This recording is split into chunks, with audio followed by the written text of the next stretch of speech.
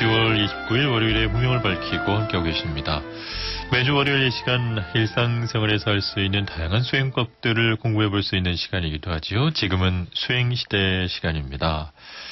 이번 10월 역시 오늘도 사단법인 상자불교 한국명상원의 원장이신 묘원법사님 모셨습니다. 안녕하십니까 법사님. 네, 안녕하세요. 예, 반갑습니다.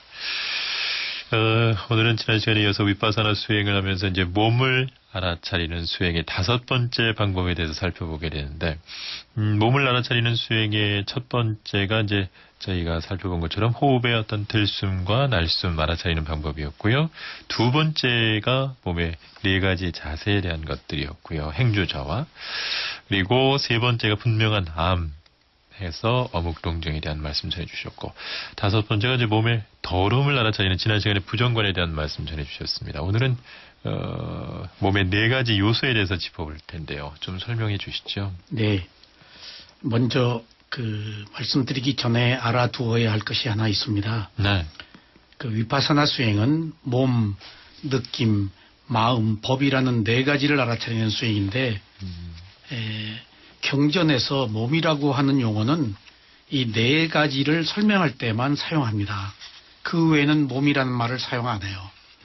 그렇지 않고서는 몸이 아닌 물질로 전부 표현하고 있어요.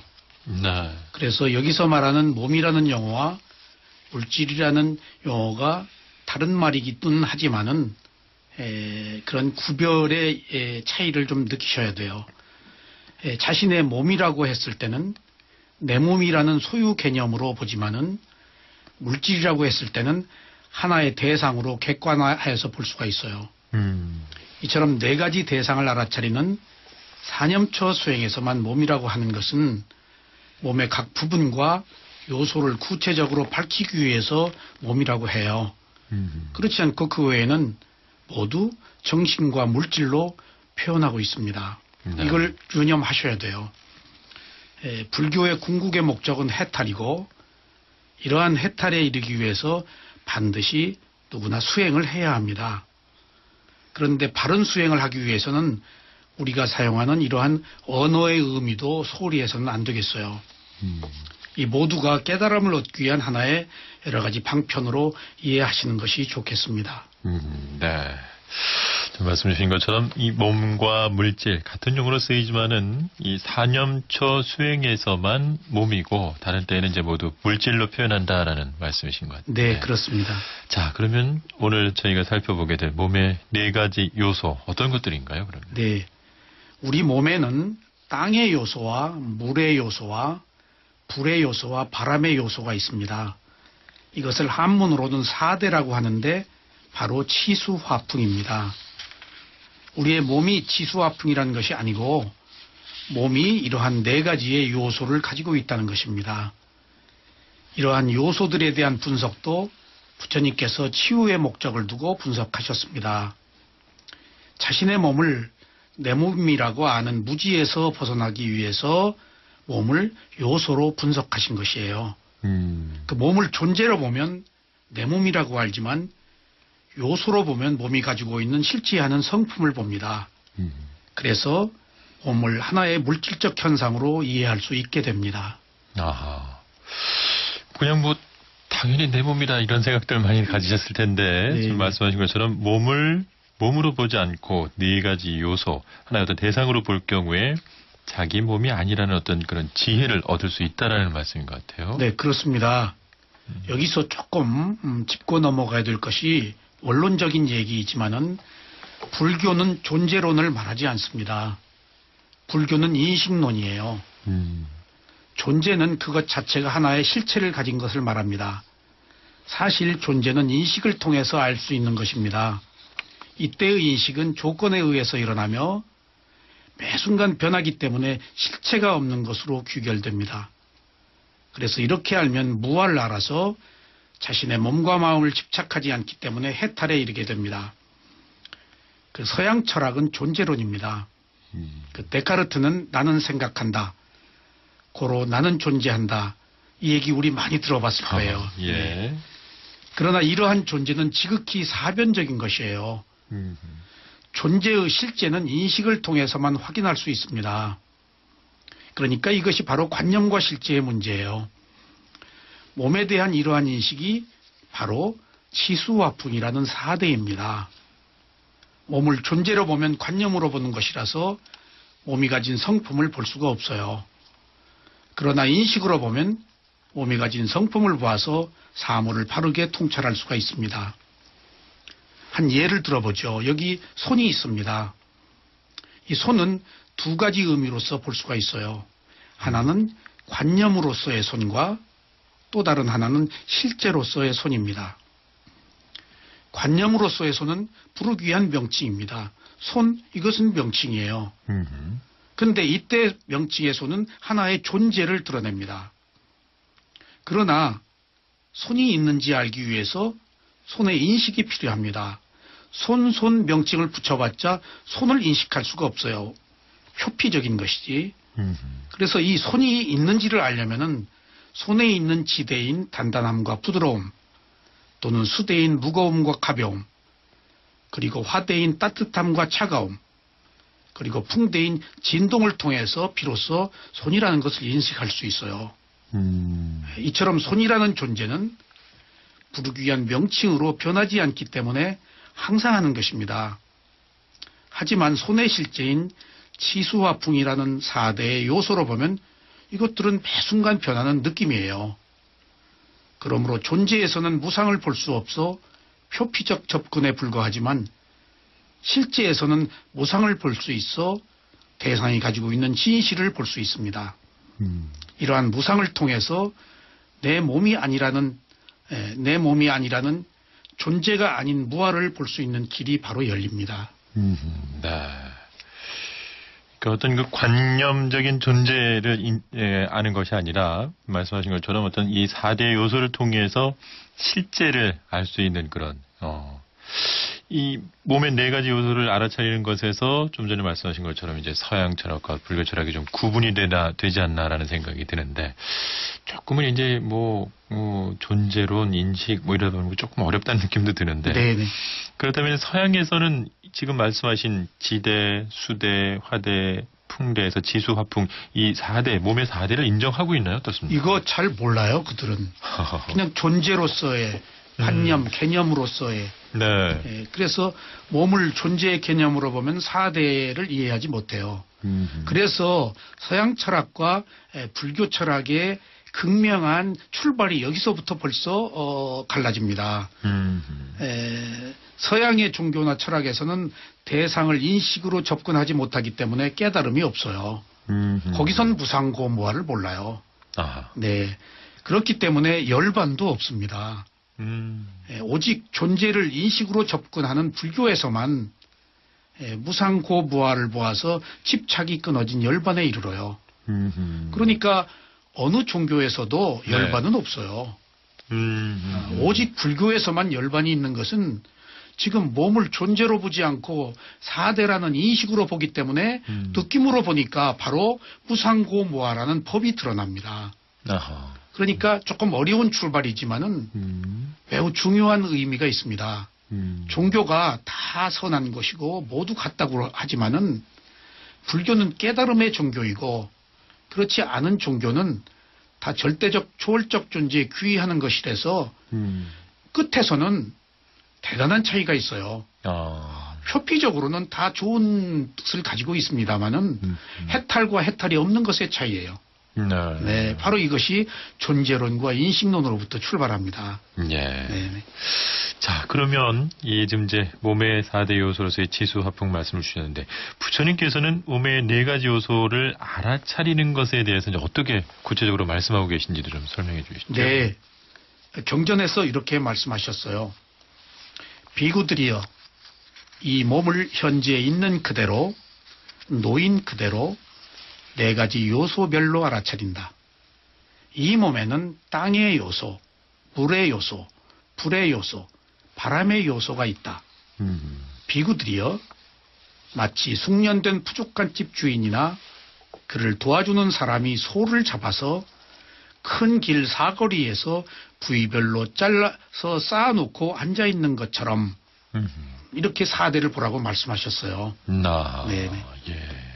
그러니까 앞서 좀 설명 주신 것처럼 어떤 그 관념으로서의 손이 아니라 실제로서의 손을 인식하기 위해서 말씀하신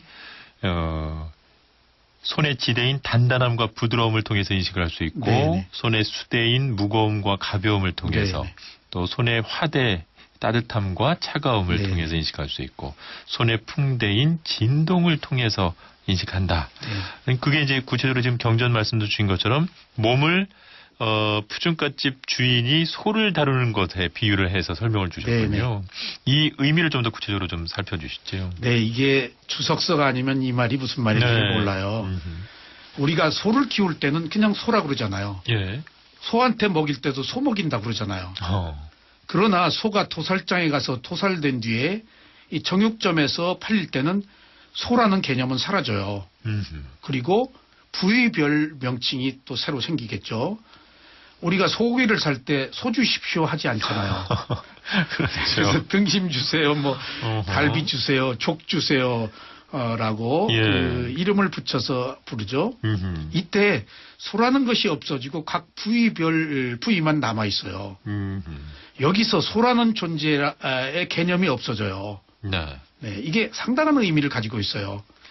그래서 사람도 사대로 분류하면 몸이라는 요소가 몸이 사라지고 네. 몸의 요소만 있어요. 마치 아하. 이것을 정육점의 푸족한 집 주인이 아하. 비교해요. 그러니까 우리가 소라고 하는 것은 몸이라고 하는 것이고 사대로 보는 것은 실제하는 인식할 수 있는 느낌인데 이걸로 보라는 겁니다. 그러면은 관념이 사라진다는 거예요. 아. 관념이 사라진 자리에 느낌이 있어요. 네, 그래서 관념과 실제에 있어서 관념을 보지 말고 느낌을 봐라. 그것이 네. 실제 인식할 수 있는 거니까. 아하. 그래서 불교를 과학이라고 하고 가장 합리적이라고 하는 이유가 구체적으로 어떻게 계속해서 그 실체를 알게 인식시키는 과정들이거든요. 네. 그래야 몸과 마음이 가진 리얼리티를 우리가 알 수 있단 말이에요. 그래서 계속 반복되는 얘기가 존재론이 아닌 인식론.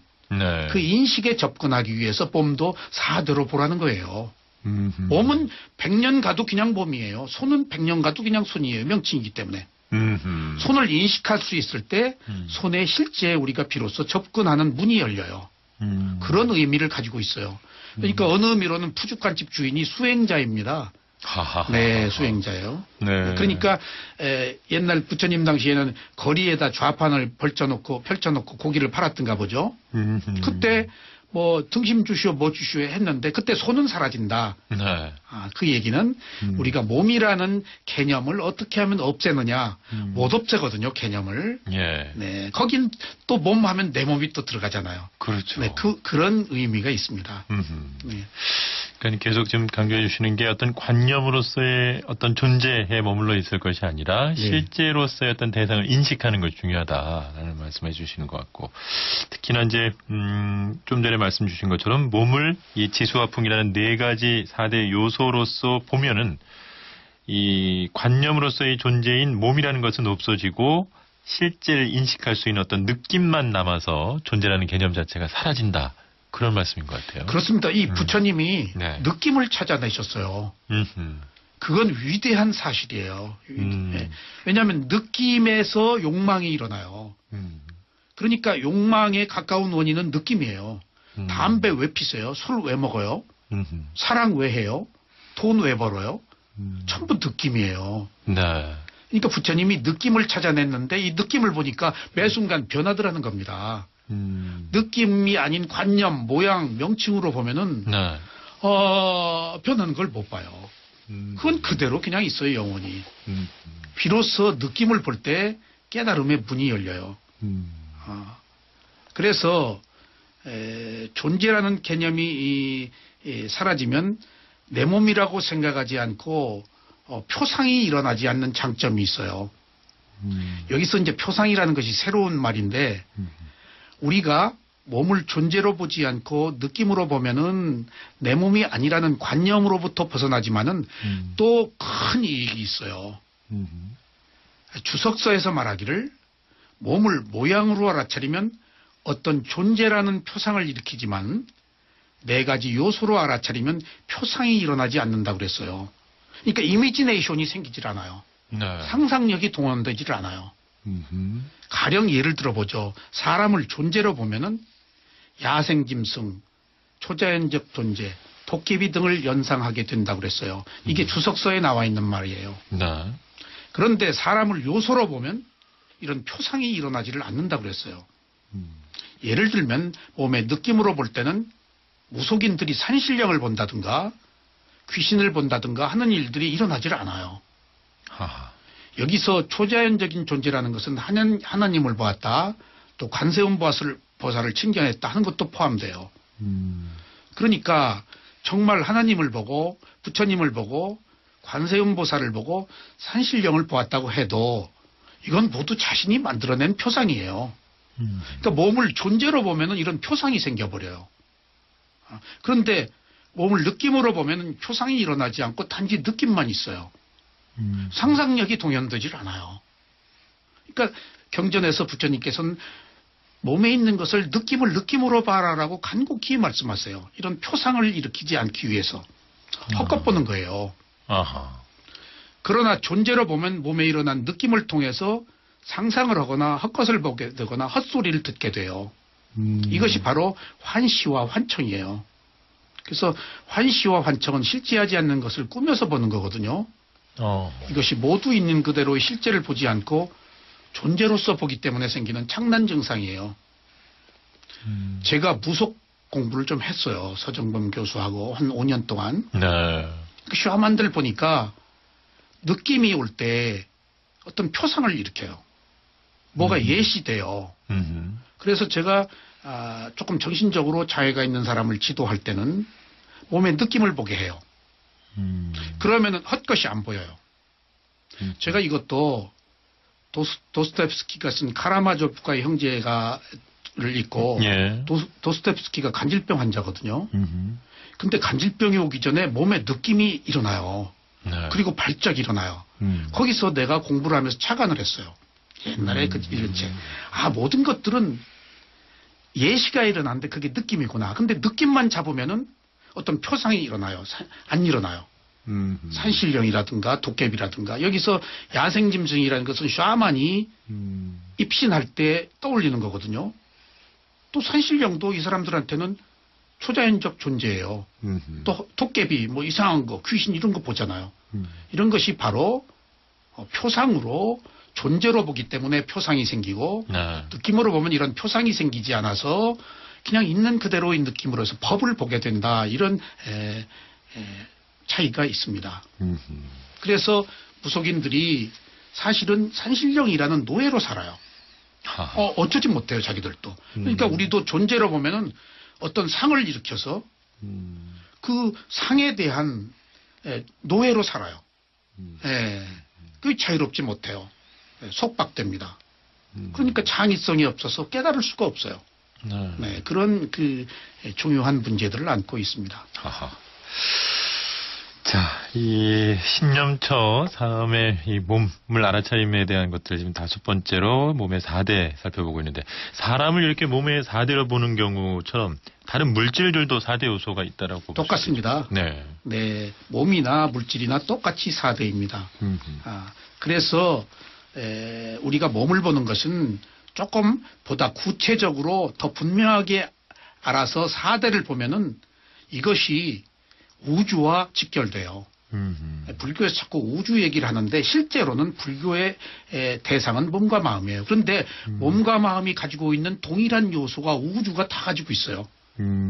우리가 부처님이 말씀하신 일체를 알았다, 전부를 알았다라는 것은 우주의 모든 것을 알았다는 얘기가 아니에요. 결코 아닙니다. 부처님은 한 인간의 몸과 마음을 알았다라는 얘기예요. 네. 내가 전부를 알았다는 것은 몸과 마음을 벗어나지 말라고 그러셨어요. 예. 그러니까 우주 얘기는 좀 엉뚱한 얘기입니다. 그런데 바로 몸과 마음이 가지고 있는 요소가 우주의 요소와 직결되기 때문에 볼 필요가 없어요, 우주를. 네, 그것이 무슨 어떤 의미가 있겠어요. 부처님 말씀 쭉 들어오니까 정말 이 사람의 몸 하나에도 이렇게 알아차릴 요소들이 많구나라는 걸 새삼스럽게 더 느끼는데 지금 말씀해 주신 이 지수화풍 4대 조금은 저희가 이제 땅, 물, 열, 불, 바람 이게 네 개에 대해서 좀 구체적으로 좀 모르겠는데 좀 설명 좀 해주시죠. 이게 간단치가 않은데 중요한 의미를 안고 있어요. 네. 몸의 4대를 살펴보면 몸에 있는 지대는 땅의 요소로서 단단한 부드러움입니다. 몸에는 뼈, 살, 다른 장기들이 모두 단단하거나 부드러운 요소를 가지고 있어요. 이 몸이 가지고 있는 이러한 땅의 요소는 다른 물질도 말씀드린 것처럼 똑같아요. 네. 몸을 알아차릴 때 단단함과 부드러움을 보면 몸을 존재로 보지 않게 돼요. 그래서 몸을 존재로 보지 않으면 내 몸이라는 관념이 생겨나질 않아요. 다 이런 깊은 배경들이 있어요. 또 몸의 수대는 물의 요소예요. 네. 여기서 물의 요소라는 것은 물을 의미하지 않고 물이 가지고 있는 어떤 특성을 말합니다. 물이 가벼우면 기화하거나 무거우면 아래로 떨어지잖아요. 그리고 물은 변하기 쉬운 특성이 있어요. 그리고 네. 또 흐르는 특성이 있습니다. 우리 몸에 피가 흐르고 그런 것들도 이러한 특성이에요. 또 물은 서로 모이게 하는 응집성이 있어요. 그래서 시멘트의 기능과 같아요. 우리 몸이 해체되지 않고 유지되는 것이 물이 이것을 밀가루 반죽 하듯이 밀가루에 물이 들어가야 반죽이 되잖아요. 아하, 예. 그러니까 물의 요소가 굉장히 중요한 겁니다. 네. 네. 그게 피다, 눈물이다, 콧물이다라는 의미도 있지만은 우리 몸에 이렇게 결합시켜서 그리고 불의 요소는 여러 가지가 있는데 우리 몸을 따뜻하게 해서 성장하도록 하고 또 우리가 늙어가는 것도 불의 요소예요. 네. 빵을 불을 가하면은 숙성하잖아요. 불을 오래 가하면 타잖아요. 허허. 그러니까 성장하는 것도 열이고 늙는 것도 열이에요. 열 때문에 우리가 늙어요. 허허. 그리고 셋째는 몸에서 열이 나게 하는 것이 바로 병균을 죽이고 일정한 온도가 있어야 되잖아요. 네.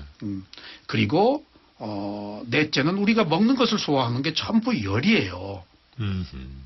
그리고 바람의 요소는 바로 몸을 팽창하거나 수축하게 하는데 우리가 서 있거나 앉아 있는 것들이 다 바람의 요소로 우리가 오뚜기처럼 팔딱 서잖아요.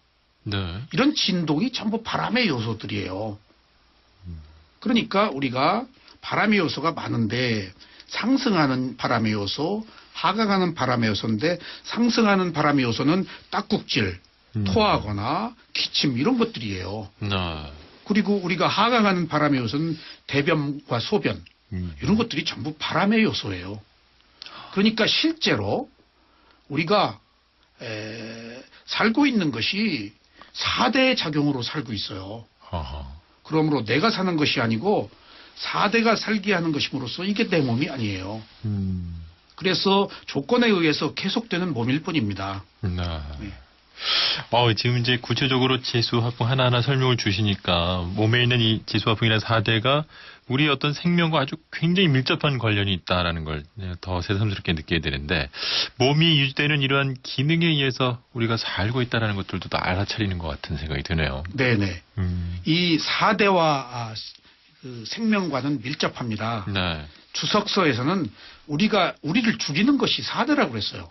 허허. 네, 무엇이 우리를 죽이느냐? 4대가 죽인다. 예를 들어 보시죠. 부드럽다가 단단해지면 죽어요.